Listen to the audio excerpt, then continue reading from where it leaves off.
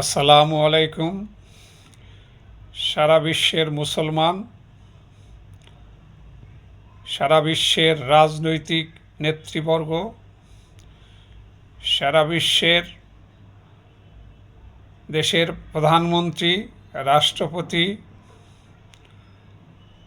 সারা বিশ্বের জ্ঞানীগুণী, মানবতা বোধসম্পন্ন ব্যক্তিদের প্রতি আমার বিশেষ অনুরোধ।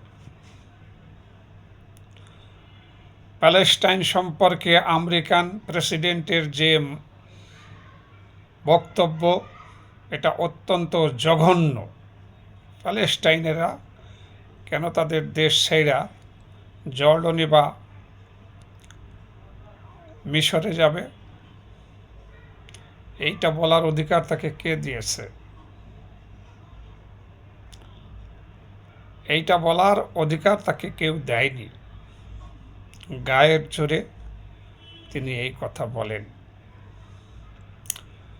সারা বিশ্বের মানুষকে আমার আহ্বান,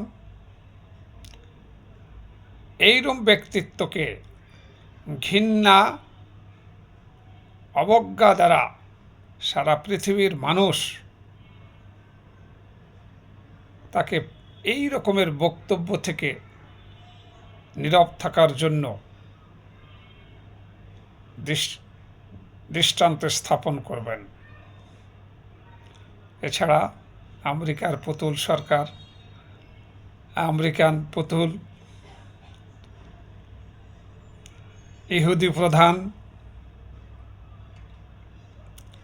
ইসরায়েলের প্রধানমন্ত্রী বলেছে প্যালেস্টাইনদেরকে সৌদি আরবেকে শিফট করার জন্য। তো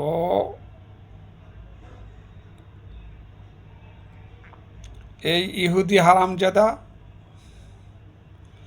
তার বাবা মার্কিন প্রেসিডেন্ট ট্রাম্পের মতোই আরেকটা ঔদাত্ত শব্দ প্রয়োগ করেছে। আজকে আমাদের দেশে মুসলমান, সারা বিশ্বের মুসলমান কত বিষয় নিয়েই তাদের দ্বন্দ্ব, কিন্তু আমার মনে হয় সমস্ত মুসলমান দেশই প্যালেস্টাইনদের প্রতি সহানুভূতিশীল। এই যে হারামখোর, এই যে ঔদ্ধত্যপূর্ণ আচরণ, এই যে ক্ষমতার আহমিকা, এটা চূর্ণ করার জন্য সারা বিশ্বের মুসলমান, সারা বিশ্বের বিবেকবান মানুষ এদের বিরুদ্ধে রুখে দাঁড়াতে হবে। এরা কোনো বিষয় হইলেই এরা স্যাংশন দেয়। আমেরিকা বা ইসরায়েলের প্রতি সারা বিশ্বের মানুষ স্যাংশন দিলে অসুবিধাটা কি? এই ইসরায়েলের বর্বর আচরণের জন্য আজকে প্যালেস্টাইনের হাজার হাজার মানুষ মৃত্যুবরণ করেছে এবং বাস্তুচ্যুত হয়েছে। আর এই বাস্তুচ্যুত করার মূল নকশাকারী হচ্ছে আমেরিকা। আমেরিকা অস্ত্র, অর্থ এবং রাজনৈতিক হস্তক্ষেপের মাধ্যমে সারা পৃথিবীকে দমাই রাখার জন্য যে ষড়যন্ত্র করে, তারই অংশবিশেষ এই প্যালেস্টাইনদের প্রতি। আমি সবাইকে আহ্বান করছি, বিশেষ করে মুসলিম দেশগুলি, মুসলমান জাতিদের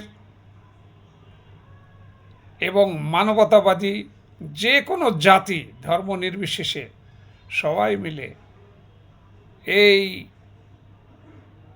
অনাচারের বিরুদ্ধে রুখে দাঁড়ানোর জন্য আমরা এই ট্রাম্প, আমরা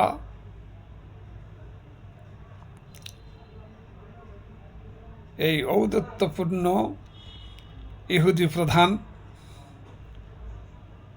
এদের বিরুদ্ধে কঠোর পদক্ষেপ নেওয়ার জন্য সবাই একযোগে এক হয়ে কাজ করতে হবে।